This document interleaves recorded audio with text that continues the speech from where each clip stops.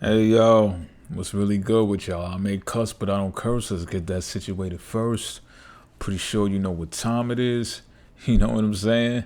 So let's get into it. We're going to absorb some of this Libra eclipse energy. You heard? So I'm not 100% sure how these cards are going to fall, but we're about to channel and find out now, aren't we? Like I said, we're going to absorb this energy, get the messages, get the downloads, and take this with us on our way. You know what I mean? Take it with you on your journey, y'all. Take it with you on your journey. The best you possibly can. Start with the blind spot deck. Pardon me, two of those card shuffles sound real loud in your ear. I didn't mean to do that. I gotta be more mindful about that. So I'm gonna cut this deck and then draw this card. Spirit guide us and give us what we need to know. It's upside down, but that's okay. We just flip it right on around now, won't we? It's the number 51, y'all. The number 51. What you see in there? This is a nice sigil. I see musical notes. I do see that, like, the grid pretty much of what you write the notes on. Also, a diamond. Also,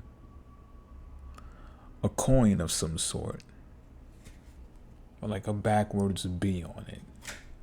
I'm not going to try to look too deep into it, but if you see something else, you know what I mean? You interpret it the way that you need to interpret it. Of course, we see some arrows going on up there. It also looks like one of those, the compasses that hang on top of the gates, or those like big houses with the long gates that go around them. It looks like something like that as well, right? They like the compass joints. That when the wind blows, it blows. You know what I mean? So we're gonna sit that right there. Let me move my phone out the way. Then we're gonna get the definition for the number 51. Also apply whatever number 51 may mean to you. It may have some type of significance to you. You know what I mean? And if so, don't force it. But if it fits, you know what I mean? Pause and all that. But let me find this definition for the number 51, y'all. We're going to get right to it. Belief. Belief. Interesting. If you have drawn this sigil in this situation, it is a belief that you are not seeing clearly enough that is in charge of you at this time. There is nothing more dangerous than a belief. A belief is a cognitive bias. A belief can cause someone to start a war, kill themselves, ruin a relationship, never go for what they really want, or do all the wrong things for themselves or someone else thinking that what they are doing is right. This list goes on and on. If a thought is repeated enough, we usually end up believing it to be true. We adopt beliefs from people who adopted those beliefs from other people who adopted them from other people. With so many of our beliefs, we do not even know their origins. We don't actually know if the beliefs we hold are accurate or not. And we tend to believe things because many other people do. We construct beliefs due to our experiences. These beliefs are stories we tell ourselves to make sense of things. But yet again, we don't know whether or not these beliefs are accurate, and yet we live our lives according to them. We also tend to search for and only see information that confirms the beliefs we already have. We hold on to beliefs long after they have been disproven. If we are presented with two ideas, one that is difficult to understand and process and one that is easy to understand and process, we tend to believe that the idea that is true is the one that is easier to understand and process, because if it is easier to understand and process, it must be true. This means so much misinformation abounds in our lives, and we are operating in such a cognitively limited way that we often cannot see the truth of a given situation. When you are in a situation that is causing you to experience strong negative emotion, you have the perfect opportunity to discover your negative core beliefs. You can do this by chasing every statement you have with two questions. Why would that be a bad thing? What would it mean if that were true? For example, you may be in a situation where you are afraid of failing at something. The statement, I am afraid I will fail, is not the core belief. It is an emotional reaction to the actual core belief. You can drill down and find the core belief by asking, why would that failing be a bad thing? The answer may be, I will look stupid. You then ask yourself, why would that looking stupid be a bad thing? The answer may be other people will think I'm stupid. Then ask yourself, why would that other people thinking that you're stupid be a bad thing? The answer may be, I will be rejected. Then ask, what would that being rejected mean to me if that were true? The answer may be, I will feel worthless and be alone. Then ask, why would that feeling worthless and being alone be a bad thing? The answer may be, I will never be happy if I am alone. Then link the first statement to the last to see the belief clearly that is currently at play. In this scenario, it would be, if I fail, I would never be happy because I will be alone. The negative core belief in this case is, I will never be happy if I am alone. And the link is, if I fail, I will never be happy because I will be alone. You have chased down the root of why you are afraid of failing. Often there is more than one layer to a core belief, and it is different for different people. So another person might have the same fear of failing, but they might hold a very different core belief behind it. When you find a core belief within yourself, the belief itself may often sound totally illogical to you. It may even seem ridiculous to your logical mind. It's good when you have this reaction to a core belief because it means that it will be easier to start to introduce thoughts that are the opposite of that belief. It's easier to talk oneself out of a belief that seems ridiculous than one that makes sense. But you must realize that even though it seems ridiculous, it has been a belief of yours and it has rendered physical manifestations to match it. So it's a core belief that is affecting you greatly and preventing you from feeling good. Uncovering your core beliefs is a process that takes some time and practice. It's not easy to get past the surface layer of our thoughts, feelings, and reactions to find the beliefs that are beneath them. But it's a highly beneficial exercise. Once you identify your self-limiting core beliefs, you can look at them and decide what you would rather believe. You can work on changing them one by one. Before you begin to do this, I want you to give you an analogy that will help you understand how beliefs work. I want you to imagine a table. The top of the table, represents the belief itself. The legs of the table represent the evidence that you are using to support that belief. And then picture that there is a super glue that secures the table legs to the floor, and that super glue represents the emotional payoff for keeping the belief. In order to replace that belief, you will have to do the following. Decide if the emotional payoff makes keeping the belief worth the harm that the belief causes. If you decide that the emotional payoff of keeping that core belief isn't worth it and you are ready to replace it with a different belief, the decision dissolves the old belief from sticking to you in the same way that you would dissolve super glue, which keeps the legs if the table stuck to the floor. Next, you have to knock the legs of that old belief out from under the table. You can do this by shooting holes in the evidence that you are using to support your old belief, and do it to such a degree that the evidence no longer holds true. When you have done this, the top of the table, which is the belief itself, will fall because it will no longer have any legs to stand on. Now you get to decide on a new tabletop you like better, and you do this by picking a belief you would rather believe. Then you have to build new legs under the new belief to support the tabletop, meaning you have to go looking for new evidence to support your new belief. Finally, you have to add super glue that will secure that new table to the floor by finding the emotional payoff for the new belief. You then start enjoying the fruits of your labor and payoffs of your new belief. If you have drawn this sigil, one belief or more that you are holding is making it impossible for you to see what is true. Unless you become aware of it, you will be acting on misinformation. You must identify, question, and potentially replace that belief. That's deep, and I drew this card not too long ago in a different reading. I don't recall which one it was. It might have been a few weeks ago, maybe even a month ago, but I do recall this number 51 card being drawn. Not for nothing though, this also piggybacks on the same energy that I've been speaking about, me and my crew included, in the lives and the pre-recorded videos that I've been doing, and prepping for this Libra time right now, the Libra season, the eclipse, and what have you, right? Because a lot of this definition pertained to, it was very significant when it talked about being alone or being rejected in fear of being alone. And when you balance the Aries energy with the Libra energy, I'm talking about the nodes right now, the positioning of the nodes right now, and the positioning of the moon and the sun, then you can understand where all of this is coming from, right? We have this imbalance, if you will, that could be balanced depending on what you believe, right? And I think it's pretty interesting as well that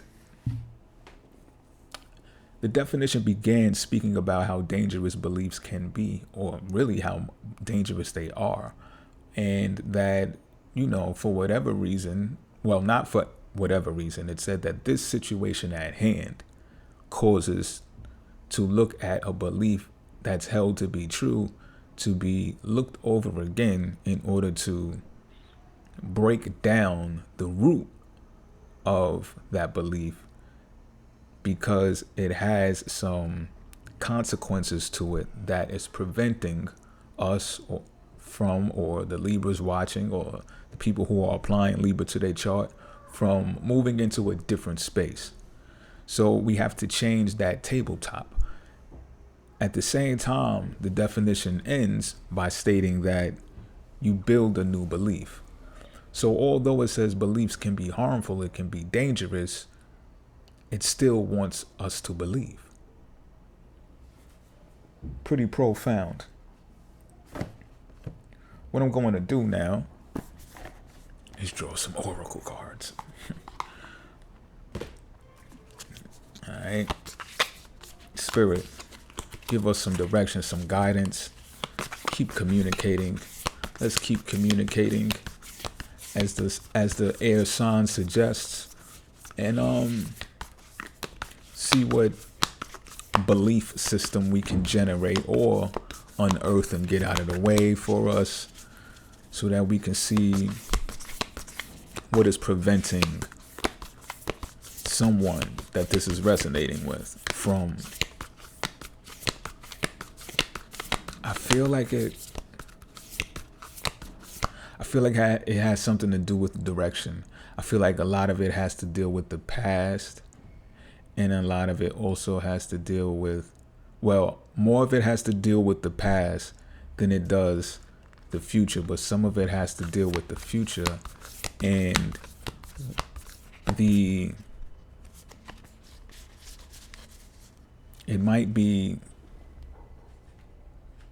whatever the new belief is going to ascend you on high, or it has something to do with ascension, or it could merely have something to do with your ascendant sign. I'm picking all of this up now from looking at the sigil again, because you see one arrow is pointing one way, which could be looked at as the future, and then you got 3 arrows pointing the other way, which can be looked at as the past. So I feel like whatever this belief is pertains to the past, y'all. Spirit, there we go. I'm gonna play no games. We have Uranus,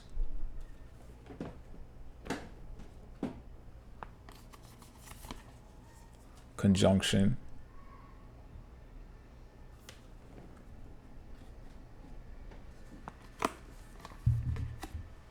and against nature. I drew this against nature card. What reading was that? For the Pisces reading that I did on the live a couple of days ago. Okay. So we're going to get some definitions for these and unpack this as well. Planet Uranus. I could talk about Uranus all day. However, I'm going to respect the author and keep it bat 1,000 with the author right now and get into this alchemy. You understand what I'm saying? All right. Give me one moment. And I got y'all covered.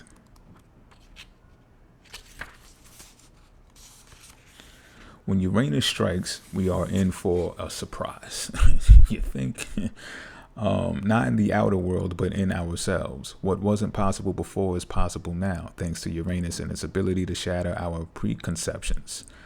This shift in perspective, our identity, brings newfound freedom and opens up dormant energy. For an alchemist, this may be experienced as a long-awaited aha moment or a sudden stroke of genius. Inventions and innovations are born under Uranus energy. This card may also appear to show us what is particularly unique about ourselves or another. A seemingly random or idiosyncratic idiosyncratic quality may end up being the secret ingredient needed in the laboratory. The alchemist knows this radical energy isn't sustainable, and so the work is to show up each day whether or not Uranus strikes. That's pretty profound as well. This directly speaks about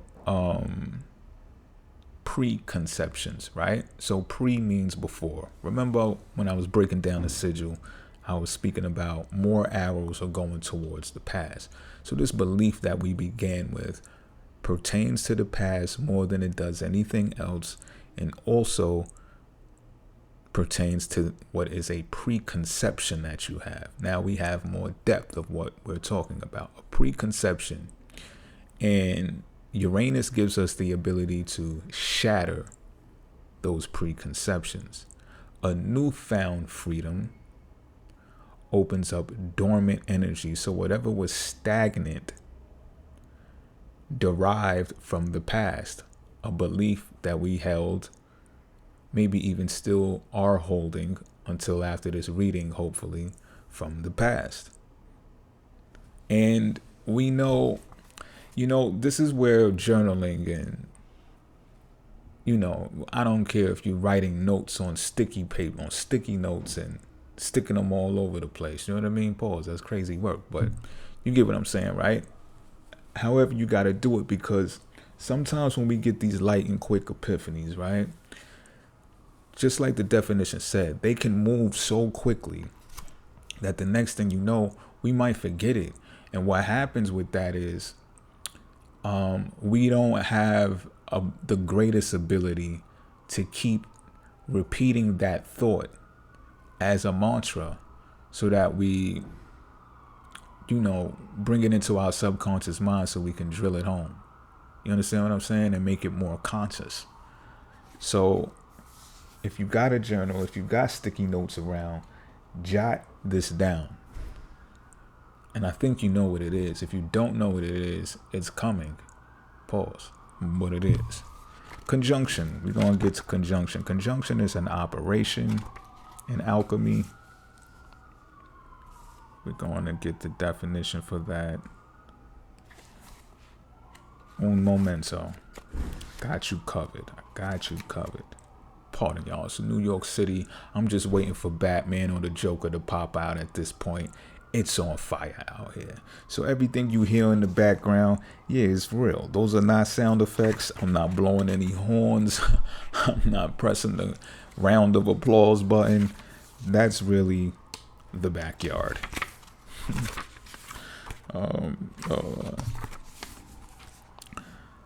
Conjunctio is the great alchemical operation of love. During this stage, we witness the miraculous work of two opposites merging to create a unique third form. Sun and moon unite. Can't make this up, right? This is during an eclipse. Sun and moon unite to reveal the entire cosmos. Black and white unite to reveal the spectrum of color. Unlike coagulatio, conjunctio represents a conscious and benevolent union, one that springs forth from awareness, acceptance, and devotion. It is not a compromise, but rather an activation, a holding of tension and presence that allows each of the entities to thrive and express themselves. Experiencing conjunctio is one of the blessings of the human experience, whether the bond is with human nature or divinity. Recognize it by the stirring of your heart and an element of surprise. Through the opposites arises the infinite. So again, this the word stirring striked me because Uranus preceded this actual card, and it said stirring the heart. So the Uranus card said it's not happening outside of us, it's actually happening within us. So the heart being within, the stirring of the heart, being present, being conscious. Remember I spoke about jotting it down so we can formulate the mantra and do it continuously like an affirmation is done, so that we can drill it into our conscious mind and make it conscious, right? I said all of this before this card, before I even read the definition of this card. So we on point, we channeling, everything is smooth. Spirit is really looking out for us right now. I truly feel it. You know what I'm saying? I'm really feeling this. And through the opposite arises the infinite. what I'm garnering from that, right, is don't necessarily chalk this up to being your partner or the other party is so much different from you. It's more about the energies that are present right now, which is singular entity opposed to the together entity, right? The balancing of Libra, the cooperation energy of Libra opposed to the singularity or single energy of Aries, right? That's more of what we're talking about when we're looking at opposites. But through it all arises the infinite. So what I'm also gathering is that this belief that we began speaking about, right? When we was on, I believe it was the live that was done on Pisces. Don't quote me on this, but when we was talking at one point, it might have even been from the podcast, from the Starcast.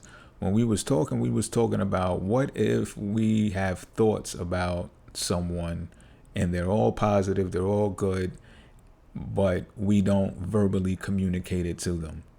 So they wouldn't necessarily know unless they read our minds. But and vice versa, if we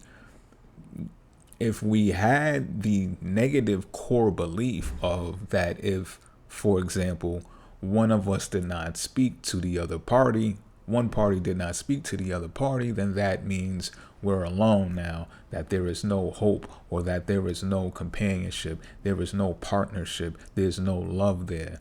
That would be a negative core belief based upon not contacting each other, right? So one or even both parties could do themselves a disservice should they have that type of belief. But what this is saying here is through the opposites arises the infinite. So even in separation, the conjunction card is saying the separation is just due to the polarizing energies. So it's like any other time that you are with someone, or you've been in a relationship with someone, or you've been in an agreement with someone. Whenever you aren't operating based upon the stipulations of that agreement, you still had that other party in mind. There still is some type of bond, there still is some type of presence, regardless of no interaction being taken, is what I'm getting here. It's infinite.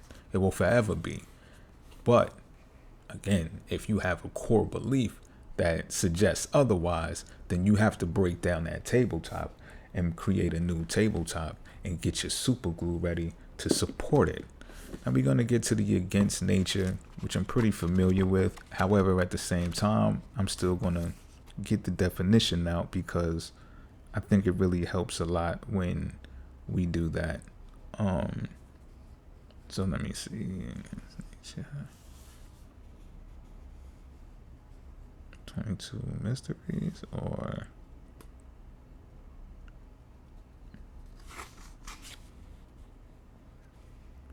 one moment, yeah.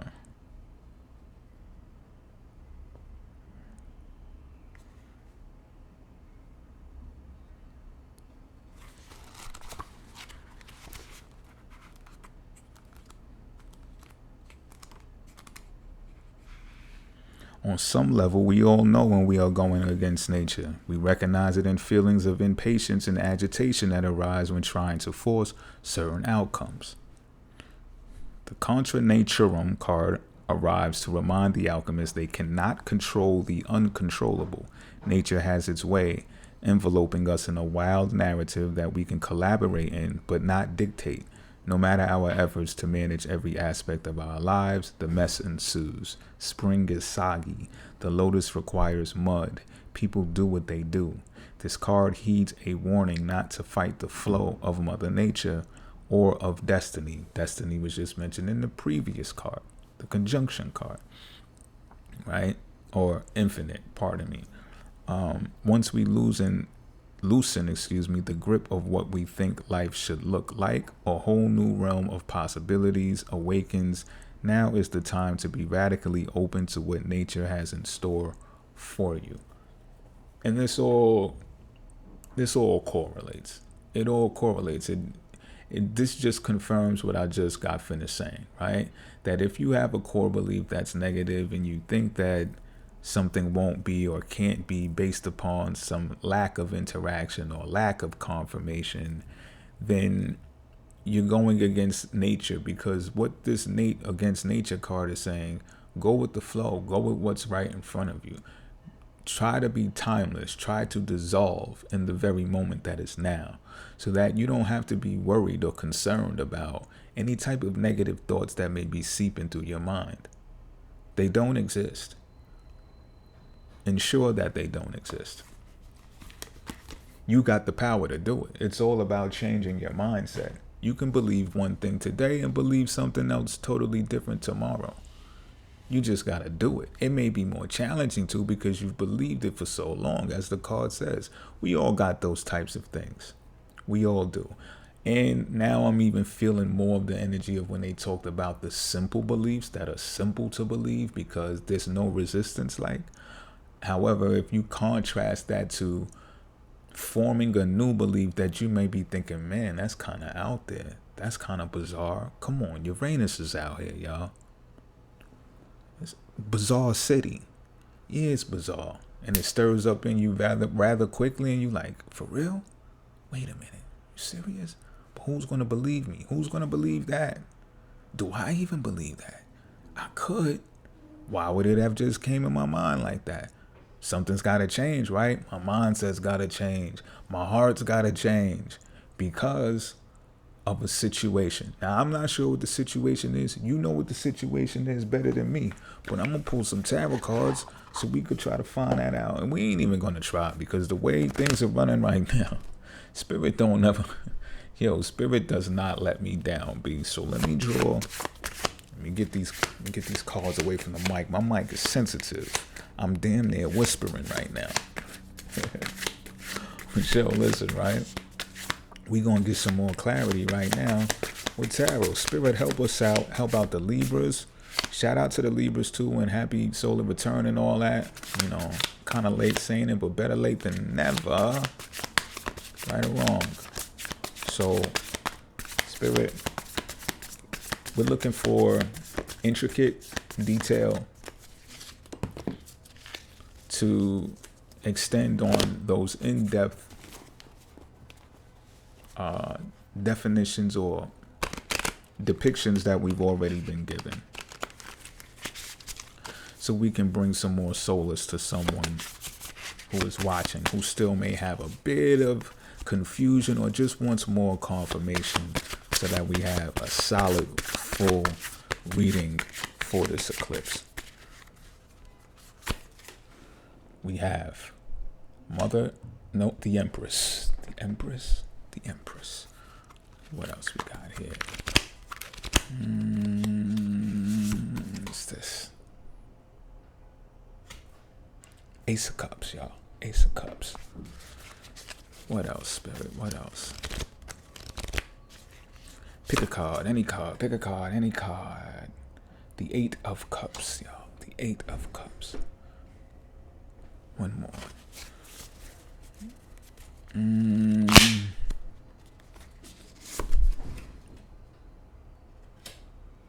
The Ten of Wands in reverse.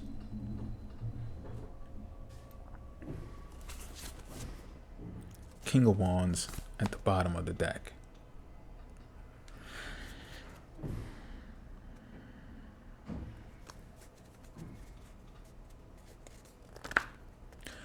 I feel with the King of Wands at the bottom of the deck, I feel like the individual energy that's attached to the Aries energy is actually enthused and excited about this new surge of energy that they've found by going it alone. Pardon me, y'all. I had to stop it for a second because of the noise. But listen, right? I was talking about the singular energy that pertains to the North Node tugging at Aries, right? There's an enthusiasm that's attached to being alone right now, which is essential to this entire process, because As the moon eclipses the sun in the sign of Libra, what happens is the light that usually shines bright on the union, on the conjunction, on the conjunctio, right, is now not to be seen. It's not so vivid. It's not so knowledgeable. Light is the truth. Light is information. So you can see how not having that type of information that you might even be used to. Some of y'all are used to, I'm feeling it. Some of y'all maybe not so. However, you have been getting little pieces and traces of it to where some of y'all have been thinking about new relationships. Some of y'all, like the card says, not that you necessarily have been back and forth with your old relationships, but I'm also feeling that some of y'all have. And those of you who haven't, you've actually been reflecting on the past relationships, in order for you to come to some type of turning point. And this is that turning point right now, that you can discover that it wasn't the worst thing in the world, you know, because you've made it to this point thus far. So there's some type of lesson that's involved with this, because you have loved before, which means that it's possible to love again. You understand what I'm saying? This reflection time, though, and doing whatever and everything that you're doing right now on your own is actually amplifying your energy. It's bringing, I'm even feeling for some of y'all, it's helping you heal. It's helping you realize the difference between 1 and 2, and the necessity between 2 heads being better than 1, or how cooperation in general, it might be more parties involved, is better than 1. But you can definitely separate the 2, pull them apart, dissect them, and then be able to put them back together in a more healthier way, because you were given grace. Someone else was given grace too. And you've learned how to accumulate abundance on your own, which is something special. However, at the same time, be mindful that that abundance that you accumulated on your own actually came through the hands of someone or some type of other entity. Isn't that correct? Another party actually handed you, or you earned value from another party. So it's still cooperation. It might not be the relationship that you asked for. It might not be the relationship that you desired, right? That might be more about connection or bonding to that other individual when your value is at stake here. So I'm feeling that some of y'all are looking at the valuation of who you are in the relationship and the exchange, and saying, well, you know what? Maybe that was more of a bond. Maybe we couldn't get past the bond part, because that's what makes us reflect and look at our past, right? When we talking about moon and we talking about Cancer energy, like we talking about bonding. You know, it could be trauma bonds. It could be the greatest feelings on earth that we don't have anymore, or it ran its course, or you just can't get back, or, you know, you just want to rekindle that same exact moment or memory, right? Moon memories. However, that's not the point. That's not the point of being present. That's not the point of being in the now, right? So that's what I'm picking up with this Empress energy, that some of y'all are really getting in your vibes right now. You're getting in the flow of things. You're getting in the swing of things. If someone from your past were to observe you right now, they would be, I feel like they would be also reflective in a way that forces them to look at themselves, if that makes sense, right? We're dealing with an eclipse. So again, the sun not shining on 2. It's kind of like, it's not even kind of, it's like it's fuzzy. It's not even present really, you know? Even if you're in your interactions, I'm feeling, right? The way that y'all are interacting right now, it's like you're having a one-on-one conversation, and merely that's what it is, like a one-on-one conversation. You are understanding the likes and dislikes of that person that you're speaking to, and they are doing the same thing with you. And it's more centered on that. which is important because it makes things feel brand new. Some of y'all are actually having interactions with people who are brand new. And not brand new, I would say brand new in contrast to how many solar returns you've had or how many relationships you had, right? So fairly new in contrast to those. And you feel like it's love. Even if it's, or even when it's the infancy of it. That's what the Ace of Cups is doing out here. I feel like the Empress energy is facilitating that newness. All right? The same way that the Empress is holding that wand is the same way that this Ace of Cups is holding that cup. And being open to relationships all over again. At the same time, there's this individuality that's necessary for it. Now, this Eight of Cups is out here with the octopus. It's just representing, it just reminds me of Uranus as I'm looking at it, because there's so much going on. The extended 8 arms everywhere. A shift needs to occur, and that shift is occurring right now. A change is at hand. That change is happening right now.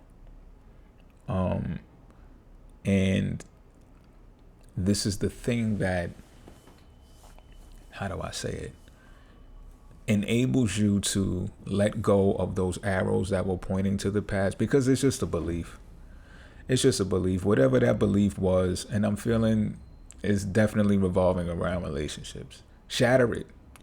Even if you believed it was true, shatter it now. Change it now. Do a what do you call it? A trial. You know what I'm saying? Do an experiment. All up Uranus alley. Uranus rules over experiments. Do an experiment. Test it. See if it's true, right? Because just like the card said in the beginning, sometimes we don't even know if the beliefs are true. We carry on these beliefs from other people. They got passed down by our parents. They got it from their parents, right? Some of us got it from the institutions, the people you look up to. It could even be your mentors, your idols, right? They got quotes from back in the days. I say this often, like, some of those quotes I don't be agreeing with. You know what I mean? Like, I don't be going for all those quotes. I don't care who said it. You know what I mean? Like, yeah, it rocks out, and maybe at certain times they apply to certain people. However, it's not fixed. Not with this energy that's out here. Got the Eight of Cups, we got Uranus, and it began with the number 51 card that says, got to break down some core belief in order to address the situation that's at hand right now. And I still don't know the exact situation, but that's fine, is what I'm feeling. It's fine. It's for you to decipher. It's for, you know what it is. The same way that I know what it is. And when I'm done with this reading, that's when I'll reflect on mine and like where Libra is and stuff for me. You know what I mean? But I'm channeling this energy very freely right now. Now, this 10 of Wands that's in reverse is a blessing. It's like the curse is over. Like, and I say the curse by, and I mean this to be exact, that prior relationship had demands on you, and those demands are now lifted. And I'm also feeling that they've been lifted. All you had to do was believe that you are no longer subject to those demands. However, what your core belief is, I'm feeling this strongly now. Whatever your core belief is, I feel like you picked this up from childhood. Like, this was something that was embedded in you. You thought that you were supposed to do something the correct way. One of my recent readings that I also spoke about, right, was how we are bad. And I say that because in that reading, the breakdown of the card, which was also in the blind spot deck, was like, we carry on traditions or what we think to be good or how we're supposed to be raised is supposed to be good people. We also get indoctrinated with what that is as well. So some of us even become narcissists because of these beliefs that are handed down to us. We carry them on. We believe that we're all good people, and in all actuality, we're bad. We're bad? And it is a question mark at the end of the definition to say, well, are we bad? Well, to someone you are. And you can't necessarily control it, like the against nature card says. You can't control the outside, the externalities of what is not in your control, which nature has a hold on. So this 10 of Wands in reverse is basically saying those demands are lifted now because they were burdened. They were a burden to you. It doesn't matter who indoctrinated you. It doesn't matter who instilled those values in you, even if they were close to you, even if they still are close to you. It doesn't matter. You can always change your mind. You can always change your mindset. You can always change your behavior, right? You can change your routine right now. You can alter it in some type of way. I just started learning a new language, you know? So take all of this to heed. Take all of this to heart. I feel like this is a great time, despite, as me and many others have said, it may feel lonely right now. It's for a reason. The sign of relationships is darkened right now. It's blocked. Can't really see. Can't really see. But it's seeing believing. Get what I'm saying? It's probably what I'm going to title this message. Till next time, y'all. I'm out. See y'all after the season. I'll see y'all this Friday. If y'all coming to the Starcast, I'll see y'all Friday, 11:59 p.m. I'm out.